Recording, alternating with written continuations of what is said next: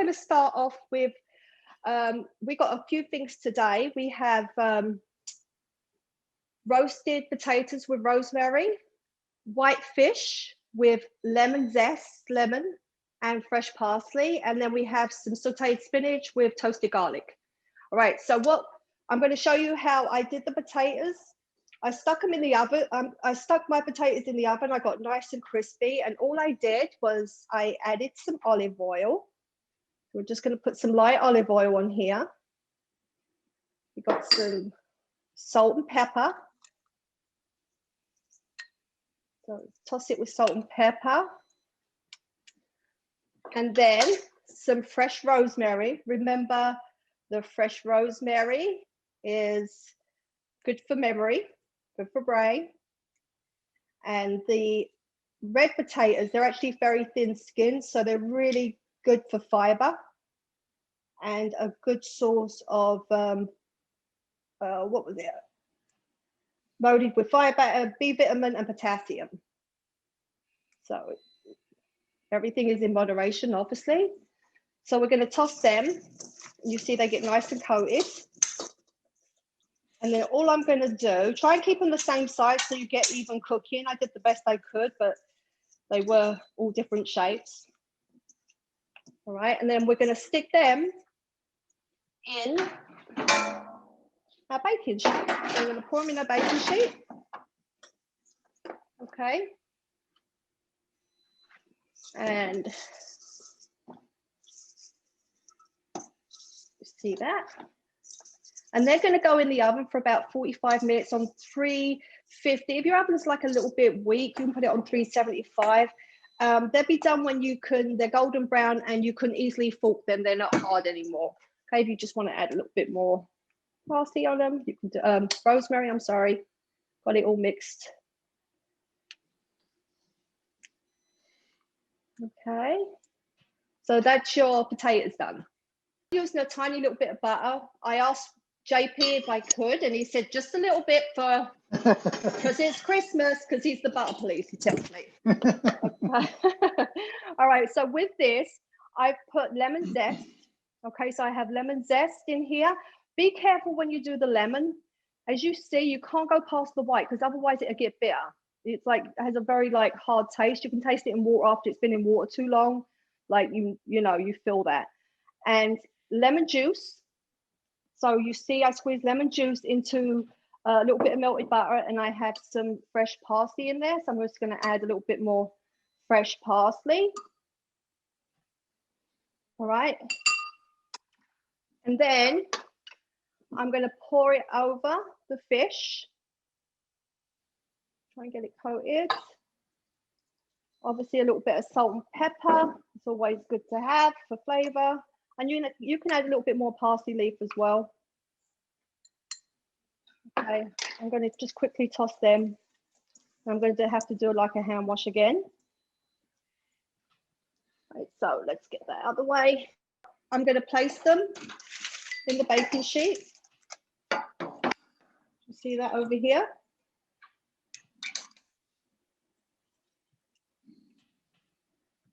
Got that.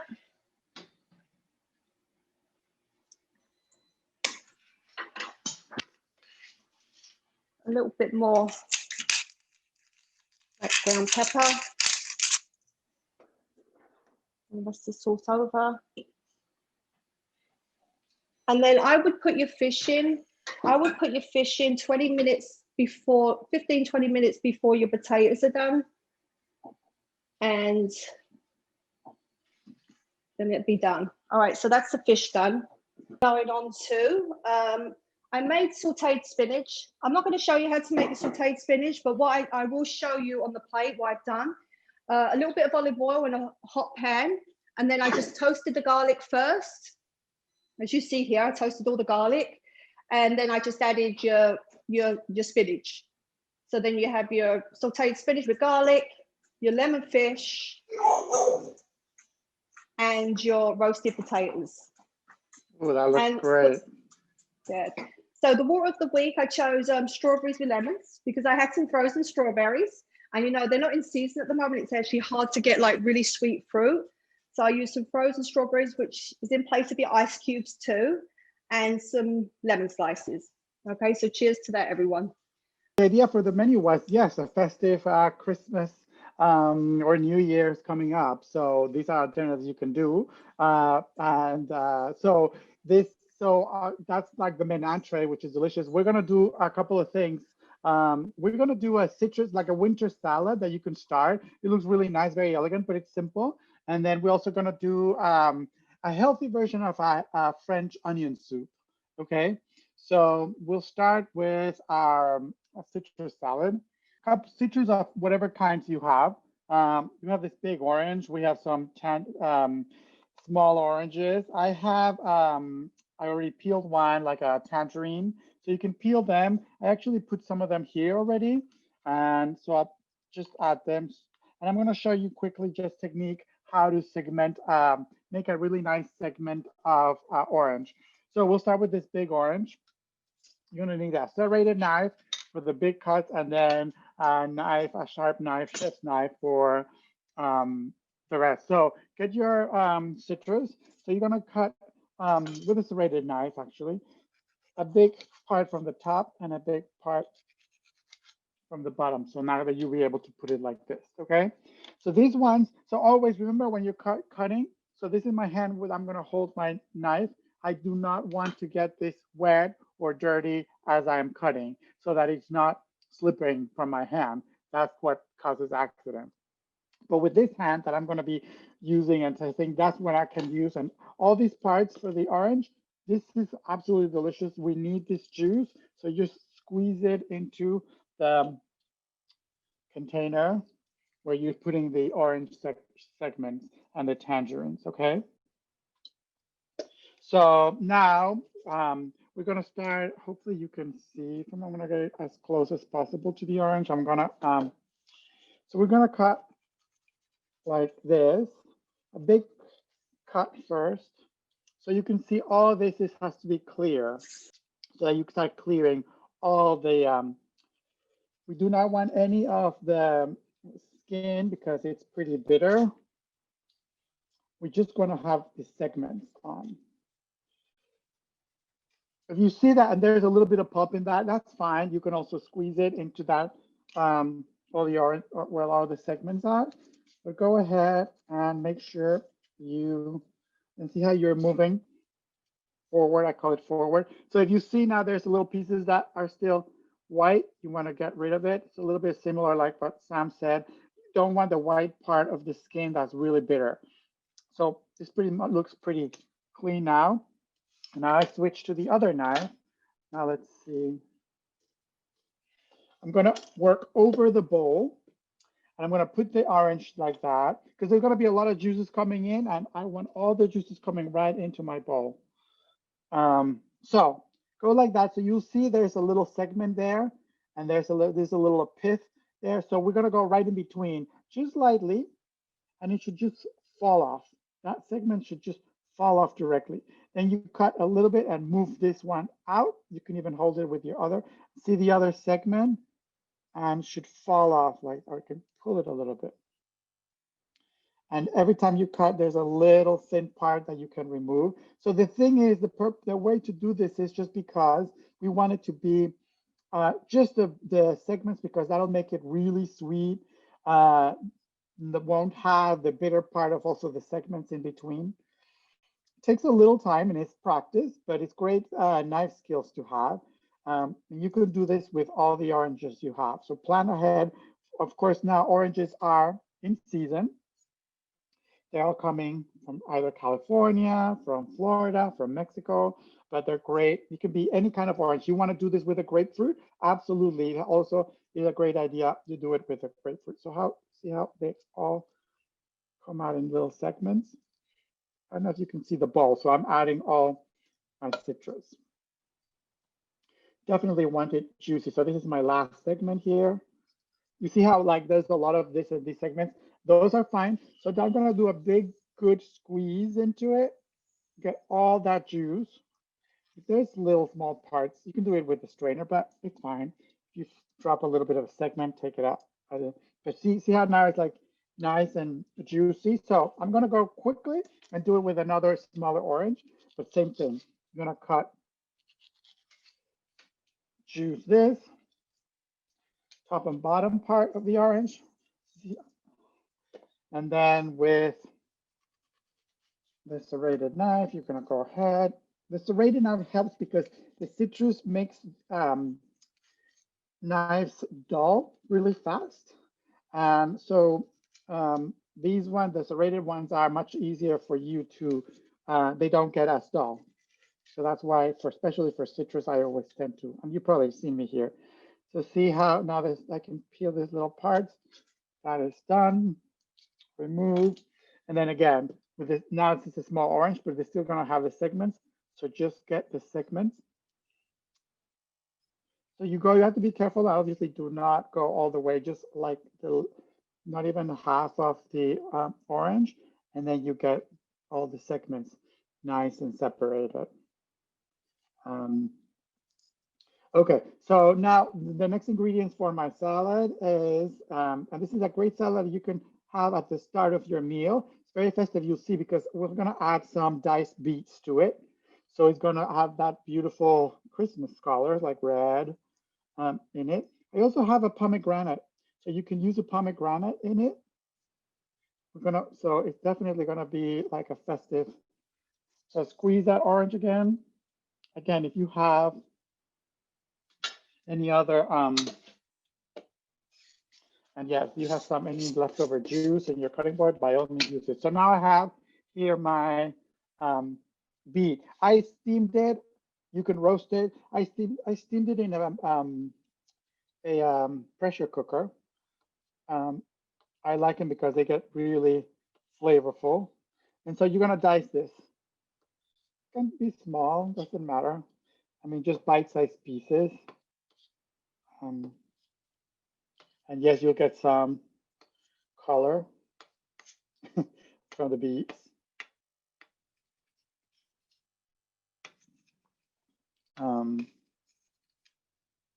I used to have this when I was young. I would go for Christmas Day with my aunt, and she would always make it. But at that time, little did I know that I didn't like beets back then.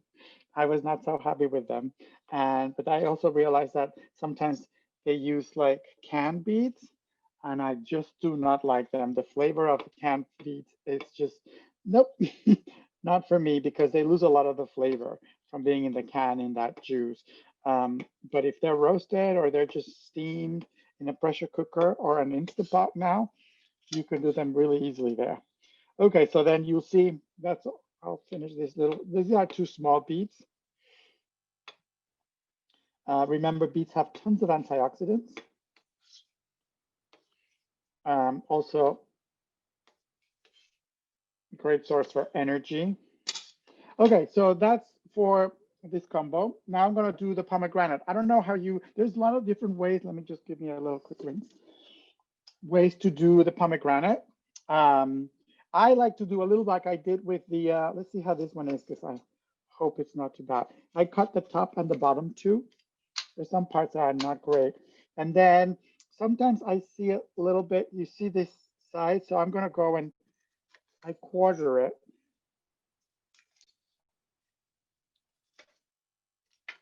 And then, so the key thing for this one is I put a bowl with water.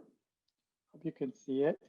And then just slightly, I go with the, you'll see like the little membrane here. So I just lift it lightly. And it comes in pieces like that. So there's no really great way of doing it. But see how it comes like, and I put it in the water. And so the little white parts that are a little bitter, those float out and you can easily pick them. And so then, and also by doing this little by little, you can, it makes it a little less messy. But also if you see some of the parts that are a little not very bright red, they're getting a little bad, so you don't add them.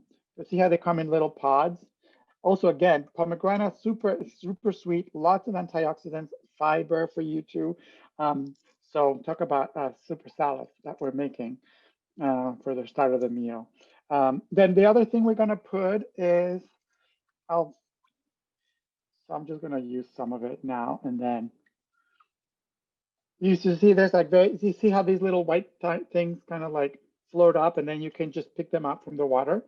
Let's do this other part. You can also peel a little bit the outer rim first and then go over, but it's just, okay, so we'll stop here. And then the last but not least, and this is one of the things I like from the salad, is really elegant. I put it in little glass. I'm going to show you how to set it up. But you could do also this one, you know, ahead of time. Put them in a big bowl, and then you can serve them on the glasses. So I'm just going to pick a little bit of this white part. So you want just the little seeds. And now what I'll do is quickly, I will strain them. And it goes right into my bowl. There's more of it, but for now, I'll just leave it at that. And so the last thing, another great one is, so look, I'm going to use an avocado. So the avocado, let's see how this avocado is. Ooh, not very good. So we're going to skip that. But if you have a nice avocado, just dice it. And then what I do, and I'm going to show you, the avocado, you would put it in the bottom of your glasses, these little glasses here. And then that's it. And then you're going to grab, you're going to mix so the avocado is the healthy fat in it. And you kind of put it like that. It's a little bit like a price. And then you dress up your glasses. You don't have to do a lot of it. And you see that juice gets that little nice, beautiful color. And yeah, by all means, use all the juice possible. And so this is your Love the colors. Winter salad. I don't know, you can see them. Oh, looks beautiful.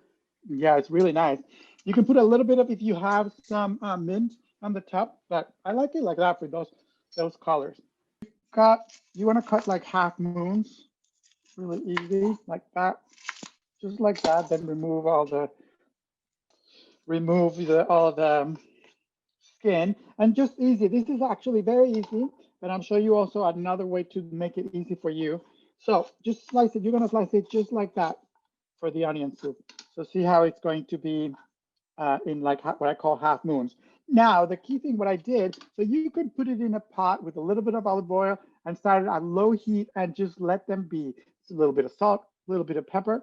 And I used a little bit of mushroom powder. So the base of this is a vegetable stock, and some mushrooms, but with some mushroom powder. I want to show you. I put it, instead of a pan, I put it in a slow cooker, which I have here. So I want to show you. And this stayed overnight. I could smell it all night in the middle of the storm. So that was good.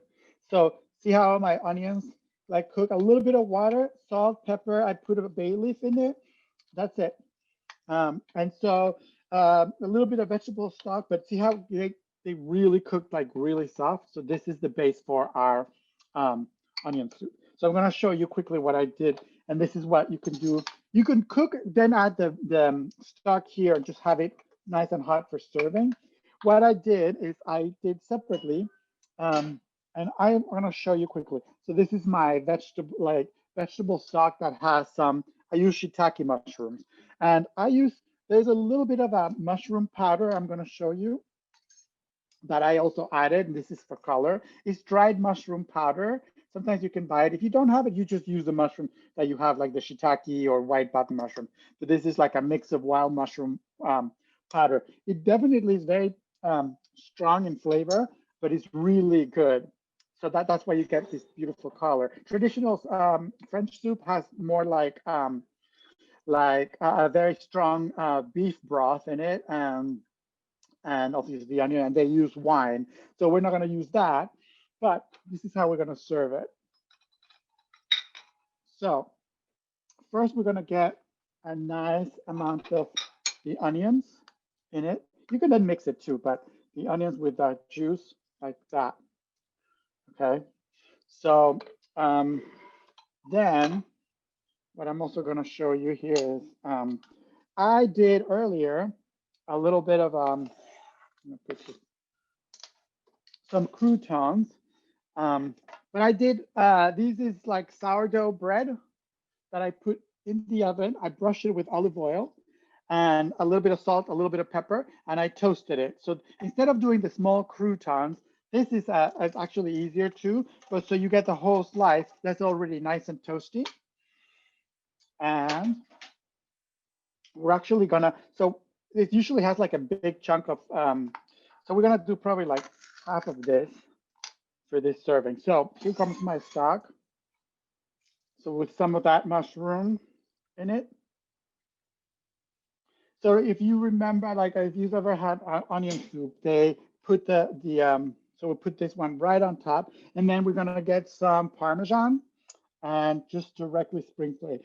It's a little different than the traditional one. The traditional uses Swiss cheese like Gruyere, and they put an obscene amount of it on top of it. So we're just adding a little Parmesan on the top into the hot broth with all the onions, etc. And then we're gonna just serve it like that.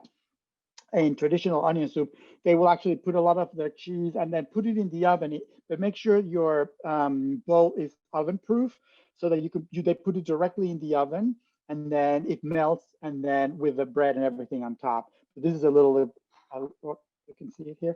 And then this is a little bit of a version that is a lot more, and then serve it with a heavy hand of pepper. This is just like, it gives it a little bit extra flavor. That looks great, JP. Looks so good. Great, thank you. About the mushroom powder, does it taste like mushrooms? It does. They just try to. If you've tried shiitake or dried shiitake, it's similar to that. Yes. It's just a little bit more concentrated. Like anything you do, it's like you eat a grape and you eat a raisin. The raisin, without it's concentrated version of a grape. So yeah, it is a little more stronger. So a little goes a long way in like adding flavor to the soup, to the stock. But it's great. But if you don't have them, still use fresh mushrooms and just cook them in the veggie stock that you have. I want to really wish everyone, on behalf of Smart and my family, I wish you a very, very happy holidays. Happy holidays to everyone. Definitely take care of yourselves and happy holidays, happy new year too. We'll have the whole thing. So enjoy, try to make it the best we can.